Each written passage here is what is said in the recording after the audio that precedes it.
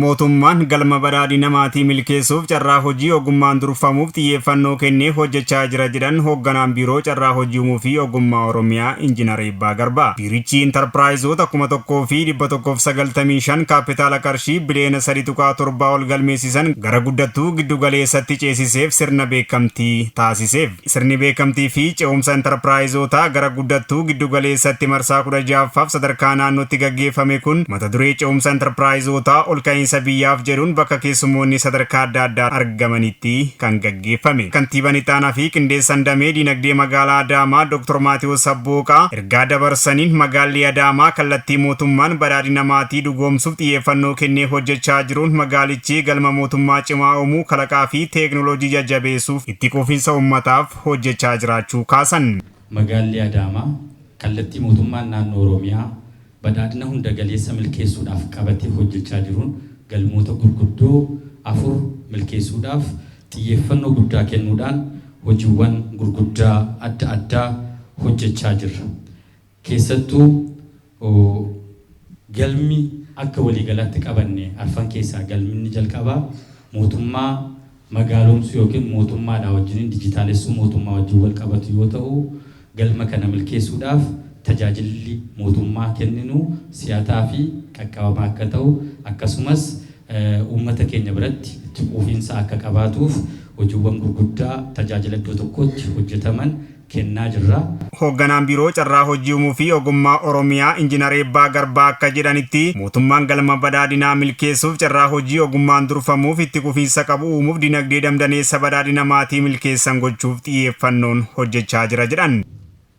Mootummaan naannoo Oromiyaa galma badhaadhina guddicha milkeessuuf karoora gurguddaa qabatee humna namaa misoomsuu, dinagdee ariifataa fi qulqullina qabu dhugoomsuu akkasumas teeknooloojiidhaaf barnootaan sirna haaraa biyya kana keessatti ijaaruudhaan lammiiwwan keenya fayyadamaa taasisuuf oomishaaf oomishtummaa dabalee dinagdee badhaadhina milkeessu dhugoomsuudhaaf cimee hojjechaa jira. Intarpiraayizoota guyyaa kana gara guddattuu giddu galeessatti ceesisuuf qofa osoo hin taane kaayyoon isaa abbaa qabeenyaa taasisuun fuula duratti investoroota biyya kana utuban gochuudha kan jedhan Injiinar Eebbaan fuula duratti mootummaan tumsa barbaachisu gochuuf qophii ta'us kaasan.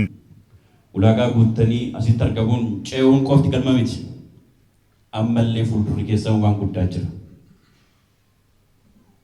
Investoroota abbootii qabeenyaa gurguddoo biyya kana keessatti qofa osoo hin taane Afrikaa irratti addunyaa irratti dorgomoo ta'an utubaa badhaadhina Oromiyaa warra ta'uu danda'an uumuu barbaanna. Fedhiin mootummaa, fedhiin uummata Oromoo abbaa qabeenyaa hedduu qabaachuudha.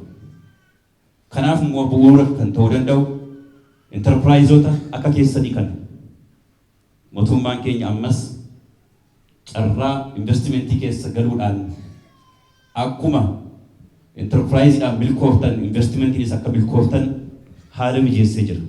Intarpiraayizoonni 1,195 kaapitaala qarshii biliyoona 3.7 ol galmeessisan ulaagaalee kaa'ameef guutan gara guddattuu giddu galeessatti kan ce'an ta'uu kan ibsan Injiinar Eebbaan intarpiraayizoonni kunneen dameelee hojii manufaakcharingii, ijaarsaa, qonnaa, tajaajilaa, daldalaa fi albuuda irratti bobba'anii kan hojjetan ta'us himan. Walitti qabaan koree dhaabbii dhimmoota magaalaa caffee Oromiyaa obbo Abdulqaadir Huseen kallattii hojii fuula duraa kaaniin intarpiraayiziin mallattoo qaroominaa fakkeenya bu'uura guddina biyya tokkooti jedhan. Intarpiraayizii irraa gara abbootii qabeenyatti yoo ceetan fuula duratti carraaqqiin jiruu olaanaadha waan ta'eef carraa mootummaan isiniif kennetti sirnaan fayyadamuuf qophaa'ummaan keessan olaanaa ta'uu qabaas dhaaman.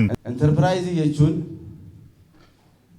mallattoo qaroominaa biyyoonni har'a akka addunyaatti fakkeenya guddinaa ta'anii itti waamaman, kan ittiin guddatan, kan ittiin milkaa'an bu'uura biyyoota guddatanii ta'uu keessan sirriitti beektanii kan itti aanu keessattis abbootii qabeenya biyya kana keessatti horatamuudhaaf mootummaan haala mijeessee imaammata baasee deeggarsa paakeejii adda addaa boceetti deemaa jiru keessa isin warra carraa argattan waan taataniif carraa kanatti akkuma kaleessaa carraaxxanii asiin baatan kayitaanu keessattis carraaxxanii abbootii qabeenya biyya keenyaa bu'uura abbootii qabeenya biyya keenyaa ta'utu isinirra jiraata. Waa hundaa olitti mootummaan haala mijeessa. Intarpiraayizoonni badhaasa fi beekamtii argatanis gama isaaniitiin. Maqaan kiyya Kiisii Camadaan jedhama. Kan ani irraa dhufe magaalaa Shaggar kutaa magaalaa Furii irraati. Kan ani immoo irratti milkaa'ee geeba kan argachuu danda'e uffata hodhaa uffataa irratti jechuudha. Uffata hodhaa irratti hundaa'ee hojjechaan jira. Almost ka'umsi keenya yeroo eegalu baay'ee xiqqaa ture. Maatii mataanii birrii xixiqqaa walitti fuunee eegalle. Hamma garuu yeroo eegalletti nama 5 taane kan inni gurmoomne eegalle jechuudha. Hara garuu naannoo nama 200 hojii uumuu dandeenyeera jechuudha. Yeroo eegalle naannoo miliyoona 5 ture. Amma garuu naannoo miliyoona 28 akkas geenyeera jechuudha. Maqaan koo Taalam Haayileen jedhama. Bulchiinsa magaalaa Shanuu irraa dhufe. Kanarra badhaasa kana badhaafame damee qonnaatirraa sadarkaa tokkoffaa bu'uun badhaafame. Damee qonnaa horsiisa lukkuu irratti kaapitaala miliyoona 25 fi isaanii ol galmeessuudhaan. Jalqabni koo kaapitaaluma xiqqoo inni jalqabe kaapitaala 300 guutuun inni jalqabe.